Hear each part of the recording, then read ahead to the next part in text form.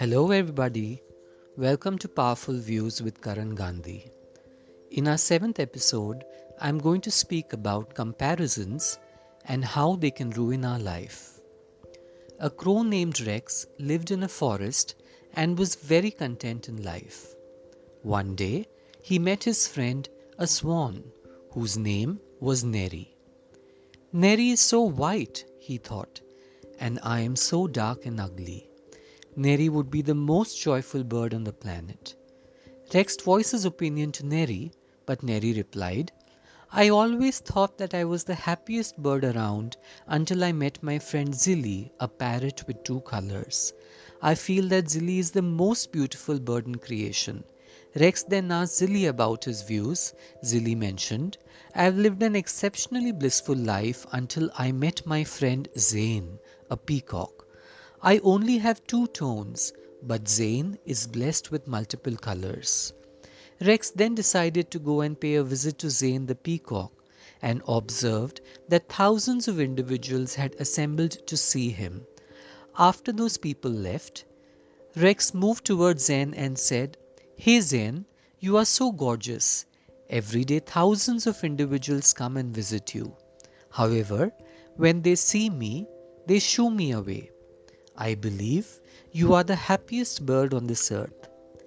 Zane replied, I used to feel that I was the most attractive and blissful bird in the world, but because of my prettiness, I am locked in this forest.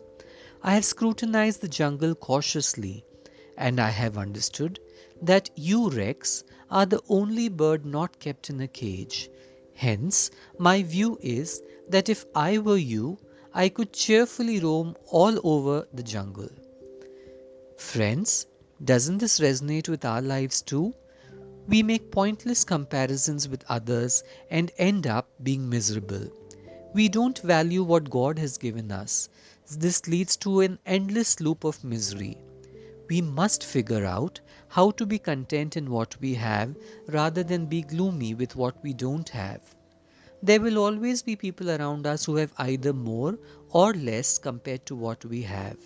The one who is happy with what he or she has is the most jubilant individual on this planet. Comparison is an act of brutality against our own self. The inspiration we may feel about someone else's achievements can rev up our own motivation to improve our own life. The recognition that our abilities are a notch above someone else's might deliver a boost to our self esteem, but could also entangle us in an ego trap. But comparisons can be harmful when they leave you feeling chronically inferior or depressed.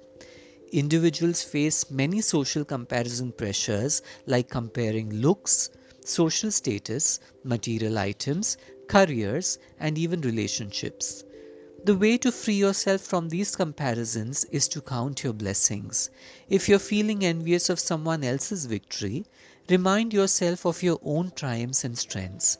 It would also help to maintain an ongoing gratitude journal so that you can stay in the frame of mind of counting your blessings rather than what you lack. This also helps you to stay focused on your own life and not the lives of others. It would also be very helpful to find a goal buddy to share your motivation with. You and your goal buddy can check in with each other on your goals, celebrate together, and help motivate one another to stick to the plan. You could also create support circles for yourself to avoid getting into comparisons. Example, starting a diet club or an exercise group or any other group built around a goal that's either formal or informal.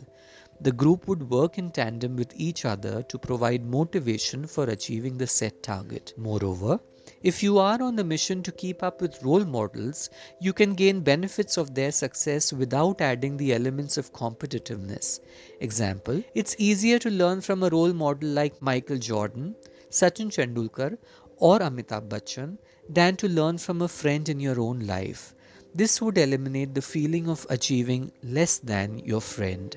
I would like to conclude with a quote from Ralph Waldo Emerson. He once said, What lies behind you and what lies in front of you pales in comparison to what lies inside you. So have conviction in your gifts and abilities and sharpen them to move towards achieving your goals rather than wasting time in useless comparisons. On a lighter note, friends, would you like to be Rex, Neri, Zilly, or Zane?